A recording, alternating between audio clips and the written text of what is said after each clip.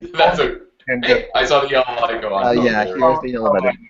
So, Kitty, you drive because we rehearsed the 2 questions you're going to ask. Oh my God. All right, and I'll be briefly away. I'll be right back. So, Kitty, go ahead. So, hi, Colin. So maybe you can tell us about yourself and your organization to Taiwan's audience. Yes. My name is Colin Megill. I founded a company in Seattle called Polis with a couple of wonderful co-founders, Michael Bjorkgren and Chris Small.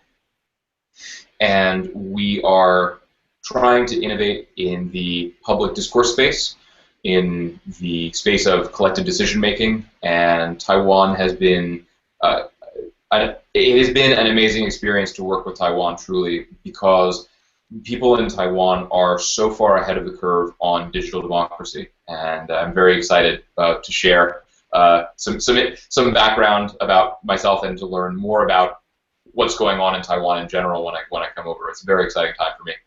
Yeah. And then could you tell us what you do before and how you get into all this stuff? How do you start the Polis? Yeah. Sure. So I went to school for international relations at the University of Connecticut in the States, and international relations was very interesting to me.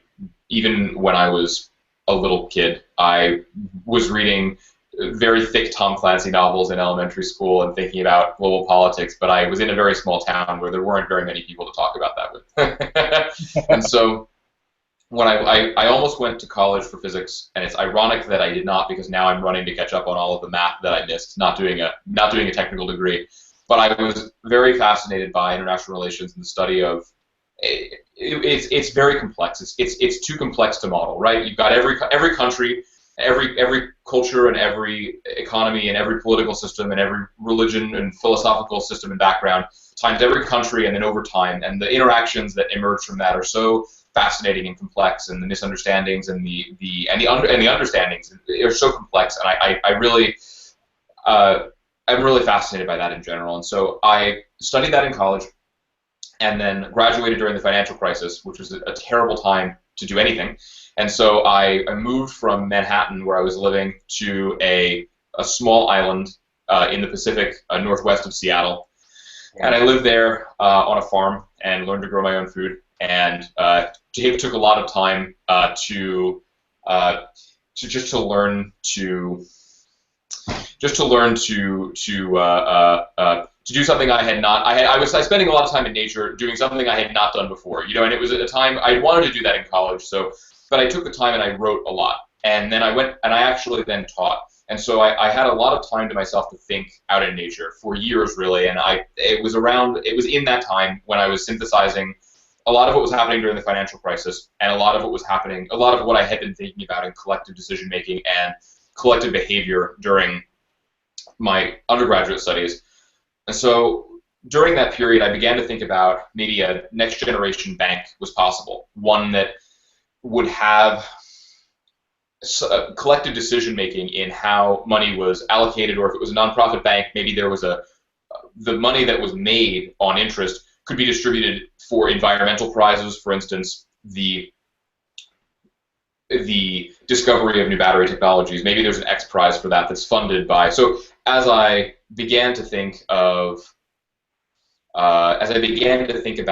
the financial crisis more deeply and kind of merge that with what I had been thinking about in the political space, I began to think, well, maybe if we were going to do a new online bank that was nonprofit, we would need a decision-making process that doesn't really exist for some hundreds of thousands of people that use a bank to all have some kind of consensus-making process about how money would be distributed. And so I began to think of some online discussion tool in that context. And then I obviously very quickly realized I was not going to innovate in the banking sector. And then but it was just a thought experiment in general, right? But I thought that was your big plan. Yeah, the big plan, the previously unrevealed plan. It's not the plan. but I, as Audrey said, Satoshi beat me to it, right? So, but I had some concept that but what I thought was, okay, well, actually, this is a very interesting concept, maybe area for innovation that I haven't seen too much in. So I began to bounce it around with a couple technologist friends, and at the time I did not program, and so this was some years ago, 4 or 5 years ago. I did not program, I was not technical, but I had the problem. And so I realized that I needed to program, and I learned to program as quickly as I could, and it's mostly my co-founders, Michael Bjorkberg and Chris Small and Timo Urkila, who have the computer science background and the machine learning background to make a real-time distributed machine learning system possible. But my contribution on the code side has been on the client side and in design and in front end. And so my journey from not in tech and not in civic tech was really based on the avenue was thinking about collective behavior and collective decision making from the political dimension, and that was I think it's an exciting way to come to tech, because in tech I found a lot of people who were working maybe on a hackathon who were trying to solve problems that were smaller in scope and maybe more personal. And I think that there's a lot of room for people who are not in tech, but who deeply understand the problems of a domain, of an industry, or to have an impact. And I think there's something there in my story maybe for people who are not technical too, because I was not when I started this. That's fascinating. So, AU, do you have some other questions? Well, I mean, I did those questions, and in the rehearsal. Yeah, I would like to follow up with one very, very quick question. So do you know this website called Argument, where people propose this pro and contra argument analysis? And it kind of strikes me as something that Polis would have been if you have not run into people with machine learning backgrounds. You are absolutely right. I have seen Argument. And you are absolutely right. The concept of approaching commenting at scale from a machine learning perspective has been has led to many subsequent innovations, because we can build on groups in interesting ways once you have them. And I think people are more willing to give inputs, but here on Argument, a lot of the thinking and brain power is devolved to humans. And I think that in terms of broadening the base of participation, for us, it's swipe left, swipe right, swipe left, swipe left, swipe left, swipe right. We have the Tinderification of comments. So with the input mechanism in Polis is simpler, I think, than having to understand the structure. You actually don't have to understand the structure to participate in Polis, and I think that you're absolutely right. Right, so CL has this observation in that Polis has essentially automated the online moderators in forums. Does that fit your general imagination? Well, it also fits our business model. In general, the place that we're approaching, civic tech is our passion and we have not approached civic tech as a business opportunity. We have approached it as a social opportunity, and it was really the fundamental reason, as I said before, about thinking about collective decision making around the banks, democratizing decision maker, and decentralizing power, in any organization is the core reason we built it. And once we built it, we started to think, well, okay, but what market actually? Since it's useful in many markets, do we approach it as a general survey tool, or do we try to find a market in which it would work? And the market in which we've had the most interest is in newspapers that are overwhelmed by millions of people reading and commenting, and I'll say this. When I put it up on Hacker News the first time, a while back, people criticized the fact that we were charging money for it. And the reason that I did that initially was to see is there anyone out there for whom $100 a month would be small? And so the group that showed up was a newspaper, and they said, "Is this only $100 a month?" And so I said, "Great." Right. So, they hire a moderator. That's right. Yeah. That's right. So the newspapers are used to spending a lot of money on this problem. So we are going in directions with some of our functionality now. For instance, we will have functionality relatively soon where you can only allow people with over a certain amount of Twitter followers to comment. Now, this is optional, but if you want to set it and forget it and allow some external social credibility to justify the submission process, the idea is that, well, at large enough scales, most good ideas will be submitted by people who have over a number of followers, though it's not completely democratic to do that. For the newspapers who have millions of readers and not enough moderators, it's better than turning off comments, which is what a lot of them are doing.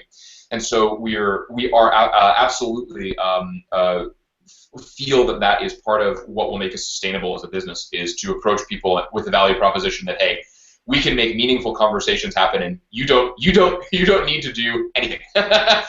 You will get sentiment, and in fact, what we're doing with the summary, the text summary, will even give you a JSON. You can pull a JSON API and email your reporters with a summary, with a text summary of what people thought of their article. So we found a lot of uptake in news, and that's very good for our. Very good for the alignment with politics, we feel, as well, because as it spreads in civic tech, there's probably some good crossover into newspapers. Well, that's great, because I know TT's next question is actually kind of preemptively answered by you. Is that this tool that were designed to enable the global civic tech is now actually dispersing outside the narrowly defined civic tech field, and having a real impact on people, discovery and sentiment analysis, as you said, surveying, and now next media. Right, so it's really general purpose. Would you say that it's the case? I think so. Yes, and we focused relentlessly on product, and are really, really after 3 years, just beginning to think about distribution. And it is very exciting to think about that Pol.is as a general purpose tool. I agree, and I think that in the very first thing that I wrote, I basically thought about kind of the initial vision was that it would be as well a general purpose tool, because I think that it is useful both. I think one of the reasons is that it was designed to be useful as an intra organizational tool. Intra meaning like one company could use it to make a decision within a company, but then if multiple companies needed to make a decision together, it would also be useful because it would accommodate the multiple perspectives. And so it's rather agnostic about the group that it's more of a substrate, like a petri dish or something can grow on. But I think that the fact that it's emergent and relatively unopinionated about what media you're putting into it, I hope that's one of the reasons that will allow it to thrive in a general setting. Right. I think the technical term is it's scale-free.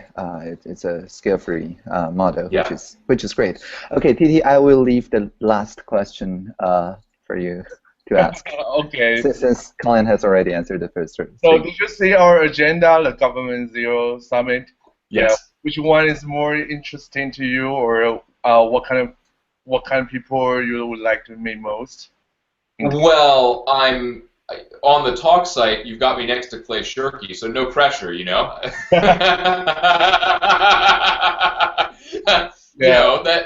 he's certainly one of my idols. So I was floored to see that he was going to speak, and I couldn't be more excited to see him speak. I also know from a couple other events, Iago is a great guy. I can't wait to see him again, as is Miguel from Madrid.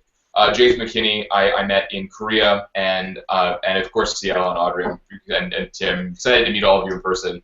I know from many Pol.is conversations and from talking about many bugs and scaling problems and issues, I know all of the faces in all of the Taiwan conversations, because as CL Cao said, after the Taiwan conversations broke our system many times, and so as CL Cao said that he would begin to monetize Taiwanese hordes as a service.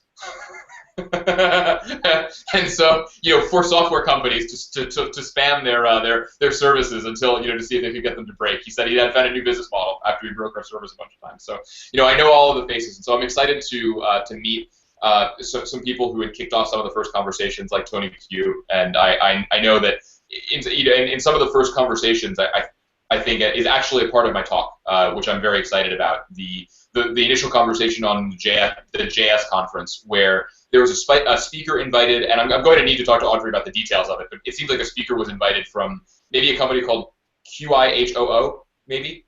Qihoo, yes. Qihoo, yeah, that was from mainland controversial.